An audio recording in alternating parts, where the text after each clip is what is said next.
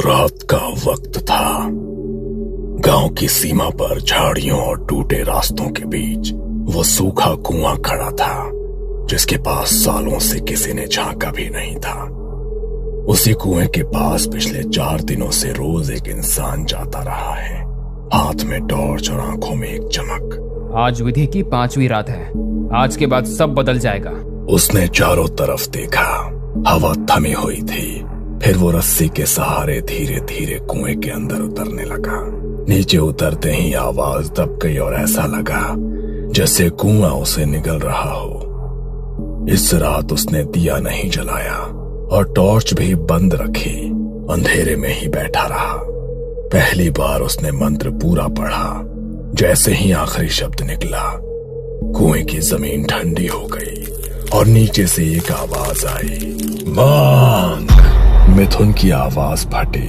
पैसा, ताकत, आसान जिंदगी। उसके बाद कुआं खामोश हो गया। ये अंधकूप विधि थी। इस विधि से जो जागता है वो वरदान नहीं देता, वो सौदा करता है। इस सौदे में कुछ चीजें मांगी जाती हैं और जो मांगी जाती हैं तो वो ली जाती है। मिथुन और राजन बचपन से साथ पढ़े थे। राजन किताबों में डूबा रहता, मिथुन खिड़की से बाहर झांकता। परीक्षा में मिथुन नए नए तरीके से कॉपी करता। मिथुन, हर बार नकल से पास नहीं होगा। अरे यार, दिमाग का सही उपयोग शॉर्टकट निकालना है। समय बीतता गया। राजन की सरकारी नौकरी लगी, शादी हो गई, जिंदगी सधी हुई सी हो गई। मिथुन कभी नौकरी करता, कभी छोड़ देता। नौकरी गुलामी है, जुगाड़ से पैसे कमाने में मजा है। धीरे धीरे मिथुन शराब पीने लगा, पैसे उड़ाने लगा, कभी माँ से, रिश्तेदारों से तो कभी दोस्तों से। एक दिन अचानक उसकी माँ गुजर गई। रिश्तेदारों ने भी मुंह फेर लिया, दोस्त भी दूर हो गए, सिर्फ राजन बचा। राजन हर बार उसे पैसे देता, कभी सवाल नहीं करता। एक दिन राजन खुद मिथुन के घर आया। सच बता, ये पैसे कहाँ जाते हैं? मिथुन मुस्कुराया। अंधकूप क्रिया कर रहा हूँ। राजन चौंक गया। ये सब ढोंग है मिथुन। अखबार में कहानियां छपी हैं, लोग अमीर हो गए हैं इस क्रिया से। राजन कुछ देर तक मिथुन को देखता रहा और गहरी सांस ली। तू आज भी नहीं बदला रे। बचपन से तू ऐसा ही है, बस हर चीज का जुगाड़ ढूंढता रहता है। मिथुन जोर से हंस पड़ा। वो हंसी थोड़ी ज्यादा तेज थी, जैसे वो राजन को नहीं, खुद को यकीन दिला रहा हो। अरे राजन बाबू, जो बदल जाए वो इंसान ही कैसा। मैं तो बस हमेशा आसान रास्ता निकाल लेता हूँ। अरे छोड़ ये सब, तूने कुछ बनाया तो नहीं होगा। चल मैं तुझे खाना खिलाता हूँ। दोनों घर से निकले, पास के पुराने होटल में जाकर बैठे। खाना आते आते बातें अपने आप पीछे चली गई। स्कूल के दिन, वो सपने जो तब बहुत आसान लगते थे। खाना खत्म होते होते मिथुन फिर उसी विषय पर लौट आया। राजन, ये अंधकूप क्रिया कोई नई चीज नहीं है, ये सदियों पुरानी विधि है। फिर वही? अरे सुन तो सही। ये क्रिया सूखे कुएं में की जाती है, बस 5 दिन और इंसान की सारी इच्छाएं पूरी। राजन चुपचाप सुनता रहा। कुछ ही दिनों में सब ठीक हो जाता है। पैसों की दिक्कत, काम की टेंशन, सब खत्म। एक बार ये क्रिया कर ली ना, फिर मैं तुझे पार्टी दूंगा और अपनी गाड़ी में घुमाऊंगा। राजन ने भौहें चढ़ाई। तुझे ये सब किसने बताया? मिथुन ने जेब से अखबार का एक पुराना पन्ना निकाला। मैंने जेल के न्यूज़पेपर में पढ़ा, कई लोगों की कहानियां छपी हैं, सब अमीर हो गए, सबकी किस्मत बदल गई। मैं रोज अखबार लेता हूँ, उसमें पूरी विधि भी छपी है, बहुत आसान है। हर बार की तरह इस बार भी तूने कोई नया टोटका निकाल लिया है। तू कभी नहीं सुधरेगा रे मिथुन। मिथुन ने कुछ नहीं कहा, बस मुस्कुराता रहा। कुछ देर बाद दोनों होटल से निकले और अपने अपने रास्ते चले गए। कुछ ही दिनों में मिथुन गांव की सीमा पर उस सूखे कुएं के पास जाने लगा। उसने झाड़ियां काटी, मलबा हटाया, पीठ पर झोला और हाथ में टॉर्च। यहाँ वहां देखता हुआ वो धीरे धीरे कुएं के अंदर उतरने लगा। कुएं के अंदर जाकर उसने एक पुराना दिया, थोड़ी काली मिट्टी और एक अखबार का फटा हुआ पन्ना बाहर निकाला। वो कुएं के तल में बैठ गया और दिया जलाया। फिर उसने चारों तरफ मिट्टी फैलाई। फिर अखबार के उस पन्ने को पढ़ने लगा। जो नीचे है उसे नाम नहीं दिया जाता। मिथुन को उस रात कुछ नहीं हुआ। बस जाते वक्त उसे लगा कुएं की दीवारें थोड़ी और पास आ गई हैं। मिथुन ने पहले ही दिन विधि का सारा सामान कुएं में रख दिया था। मिथुन कुएं के तल पर बैठा, दिया जलाया और उसने झोले से लोहे की 3 कीलें, नींबू और जली हुई लकड़ी की राख निकाली। मिथुन ने राख से जमीन पर एक गोल घेरा बनाया, बीच में नींबू रखे और कीलें दीवार में ठोक दी। हर कील के साथ कुएं में गूंज बढ़ती गई। उस रात उसे पहली बार लगा जैसे कोई नीचे से उसे देख रहा है। तीसरी रात उसने एक काली चुनरी, तेल की शीशी और वही अधूरा मंत्र बाहर निकाला। और जैसे ही उसने मंत्र दोहराया, कुएं के अंदर से आवाज आई। कोई शब्द नहीं, बस एक भारी सांस। मिथुन का शरीर जम गया, लेकिन उसने क्रिया नहीं रोकी। उस रात जाते समय उसने साफ सुना, फिर आना। चौथी रात कुआं जली हुई लकड़ी की बदबू से भरा था। मिथुन के हाथ कांप रहे थे, फिर भी वो नीचे उतरा। उस रात उसने पहली बार जोर से बोला, मुझे चाहिए। कुएं के अंदर कुछ हिला, जैसे जमीन के नीचे कुछ करवट ले रहा हो। मिथुन को लगा अब पीछे हटना नामुमकिन है। 5वीं रात। इस रात उसने दिया नहीं जलाया और टॉर्च भी बंद रखी। अंधेरे में ही बैठा रहा। पहली बार उसने मंत्र पूरा पढ़ा। जैसे ही आखिरी शब्द निकला, कुएं की जमीन ठंडी हो गई और नीचे से एक आवाज आई, मांग। मिथुन की आवाज फटी, पैसा, ताकत, आसान जिंदगी।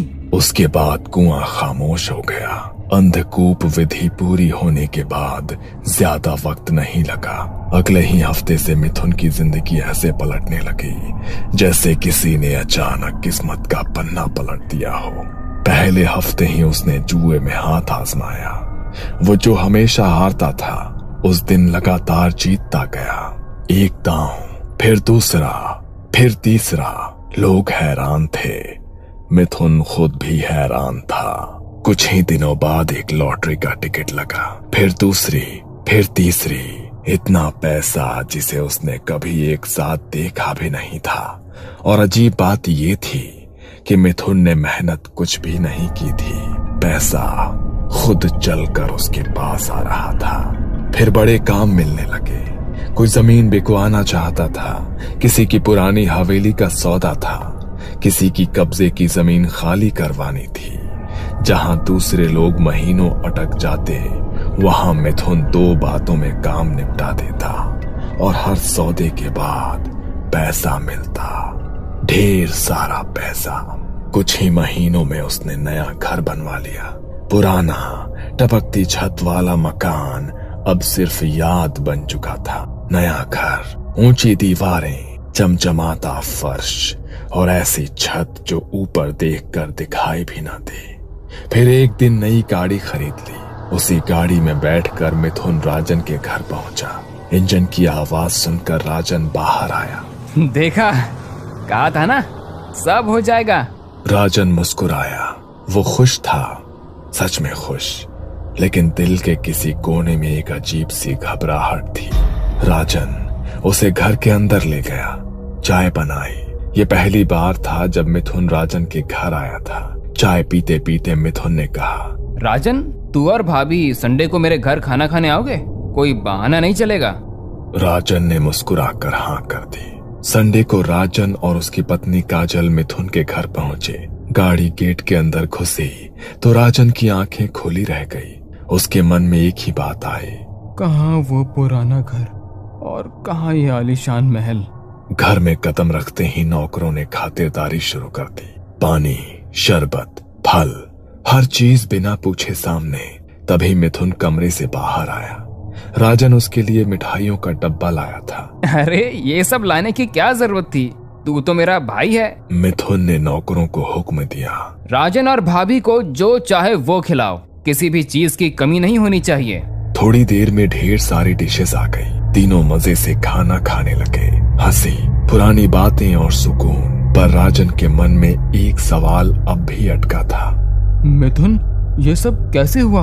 वो क्रिया? मिथुन ने खाना रखते हुए कहा। उसी की वजह से तो सब हुआ। मैंने कहा था ना, एक बार वो क्रिया कर लूं तो सब सही हो जाएगा। फिर हंसकर बोला, देख, आज पार्टी भी मिल रही है। खाना खत्म हुआ। मिथुन ने खुद राजन और काजल को गाड़ी में बैठाकर उनके घर छोड़ा। राजन गाड़ी में बैठकर पीछे मुड़कर उस आलीशान घर को देखता रहा। उसके चेहरे पर मुस्कान थी, लेकिन दिल में एक अजीब सी बेचैनी, क्योंकि जिस तरक्की में मेहनत ना हो उसमें अक्सर कोई और कीमत चुकानी पड़ती है, और मिथुन वो कीमत अभी जानता नहीं था। कुछ महीनों तक सब कुछ ठीक चलता रहा। मिथुन ने सोचना ही छोड़ दिया कि ये सब क्यों हो रहा है। लेकिन अंधकूप विधि के कुछ महीने बाद हवा बदलने लगी। सबसे पहले एक सौदे में गड़बड़ हुई। मिथुन ने एक पुरानी हवेली बिकवाई थी, कागज पूरे सही से देखे बिना। बाद में पता चला कि जमीन किसी और के नाम से दर्ज थी। असल मालिक ने हवेली के नए मालिक को धमकाया। हवेली के नए मालिक ने सारा इल्जाम सीधा मिथुन पर डाल दिया। हवेली के मालिक ने मिथुन का कॉलर पकड़ा। आखिरकार मिथुन को अपने ही पैसों से नुकसान भरना पड़ा। पहली बार उसके हाथ से पैसा पीछे की तरफ गया।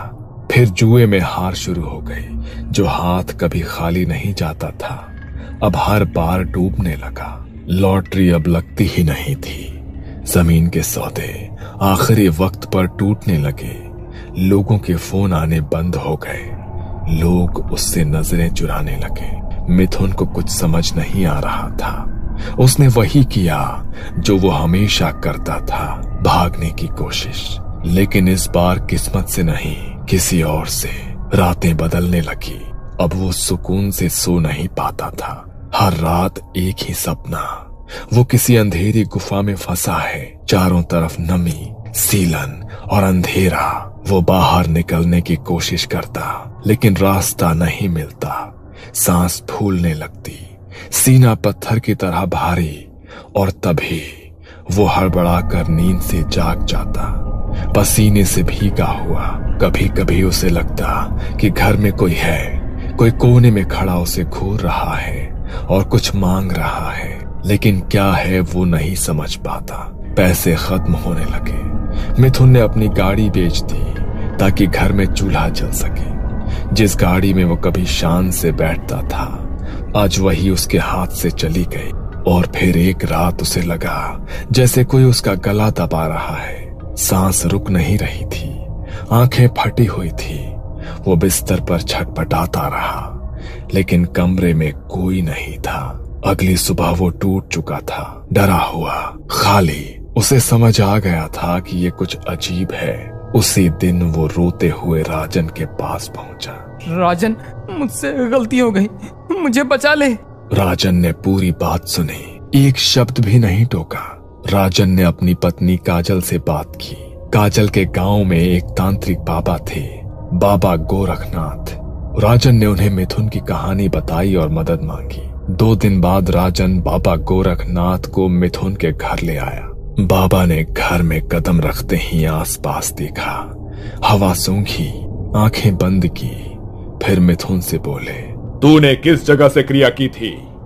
मिथुन ने कांपते हाथों से गांव की सीमा के सूखे कुएं की तरफ इशारा किया। बाबा ने एक ही बात कही, वहां चलना होगा।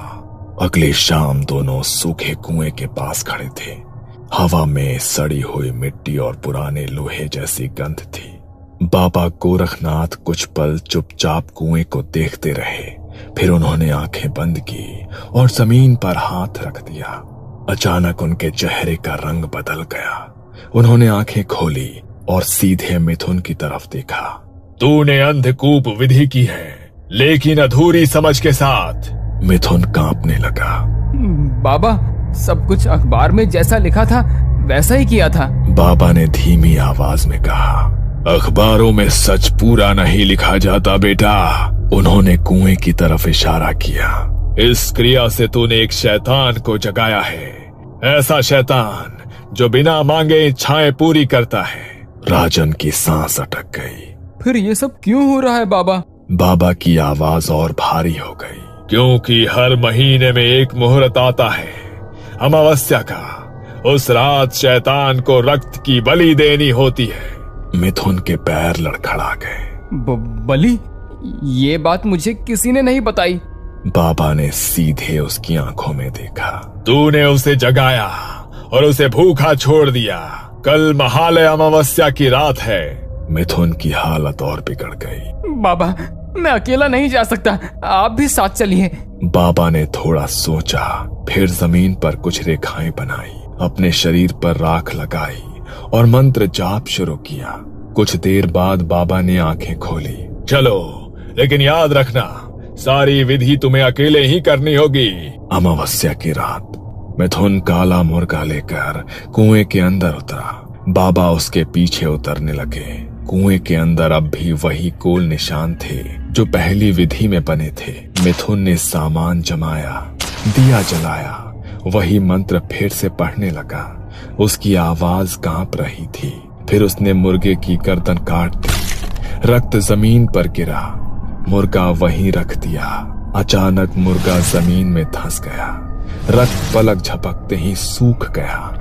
कुएं की जमीन कांपने लगी और दरारें पड़ने लगी और फिर एक तेज खून की पिचकारी जमीन से उछली। मिथुन के शरीर पर खून के छींटे पड़े और उसी पल एक भारी खुरदरी आवाज चारों तरफ गूंज उठी। मैंने तुझे सब कुछ दिया, पर तू कभी मुझसे मिलने नहीं आया, कभी मेरी बलि नहीं दी। मिथुन जमीन पर गिर पड़ा। बाबा, बचा लो मुझे। वो हाथ जोड़ने लगा। मैं हर अमावस्या आऊंगा, हर बार बलि दूंगा। जमीन और खुल गई।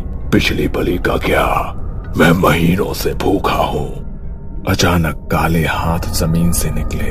आज मैं खुद अपना हिस्सा लूंगा। मिथुन चीख भी नहीं पाया। जमीन ने उसे एक झटके में खींच लिया। कुआं फिर से शांत हो गया। कोई आवाज नहीं, कोई हलचल नहीं। बाबा गोरखनाथ चुपचाप बाहर निकले और राजन के पास गए। काली क्रियाओं का नियम है, अगर शैतान का अपमान हुआ तो वो अपना बदला खुद लेता है। राजन जानता था मिथुन की मौत का दोष किसी और पर नहीं है। उसने अधूरा ज्ञान लेकर अंधेरे से सौदा किया था।